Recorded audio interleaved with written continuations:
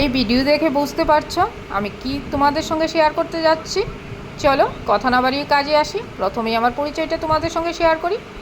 আমি ত্রিপুরার মেয়ে স্বপ্না, কলকাতা থেকে বলছি। দেখো, এই আমের সিজনে এই তেলটা সংরক্ষণ করে না রাখলে আর হয়তো 12 মাসের মধ্যে পাবো না।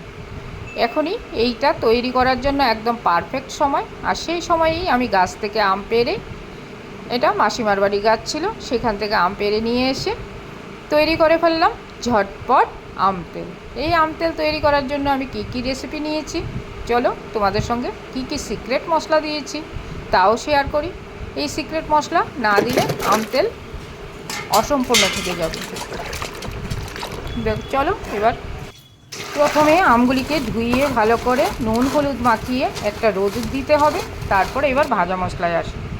দেখো বন্ধুরা, এই যে আমি সিক্রেট মশলা তৈরি করছি।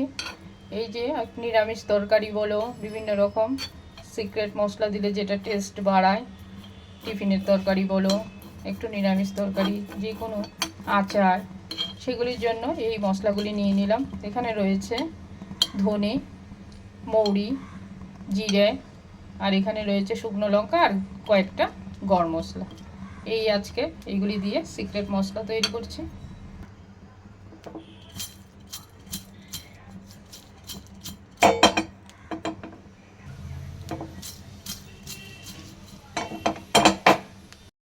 আর এখানে সর্ষে ভেজে নিচ্ছি, এটা দিয়ে আম তেল তৈরি করব।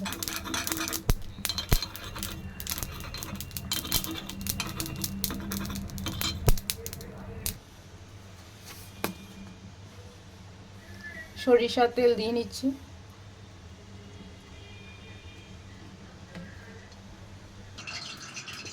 সর্ষের গুঁড়ো রেডি।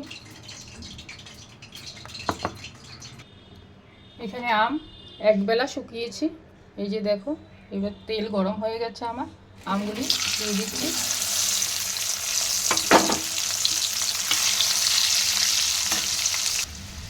আঁচটা এবার বন্ধ করে দিলাম, দিয়ে এবার এখানের মধ্যে মশলা, কাচের বয়মের মধ্যে এবার আম তেলগুলি সংরক্ষণ করব। একটু একটু করে তুলে নিলাম। এই মশলাগুলি চাইলে কড়ার মধ্যেও দিয়ে দেওয়া যায়, আঁচটা কমিয়ে বা আঁচটা নিভিয়ে মিশিয়ে তারপরেও বোতলে সংরক্ষণ করে রাখা যায়। আমি এটা বোতলের মধ্যেই দেব। তারপর সর্ষের গুঁড়ো আর এখানে রয়েছে ভাজা মশলা, দুটো মশলা এবার অ্যাড করে কাচের ঝাড়ের মধ্যে সংরক্ষণ করে রাখলে এটা খুব ভালো থাকে। তার জন্য কাচের ঝাড়ের মধ্যে এটা রাখা হচ্ছে বন্ধুরা। দেখো, তারপর একদম ভালোভাবে মিক্সিং করে দিতে হবে।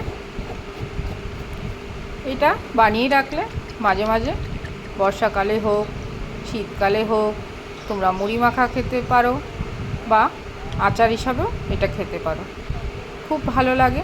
আর এই আচারটা এখনই সংরক্ষণ করে রাখতে হবে কাঁচা আমের সিজনে, কারণ আম চলে গেলে সেটা আর হবে না। এমনি সময় যদিও এখন 12 মাস আম পাওয়া যায়, কিন্তু এই আমের ফ্লেভার ওই আমে পাবে না কখনোই। তার জন্য আমি সেটা তৈরি করে রাখলাম। তোমরাও চাইলে এরকমভাবে তৈরি করে রাখতে পারো। কেমন লাগলো অবশ্যই জানাবে।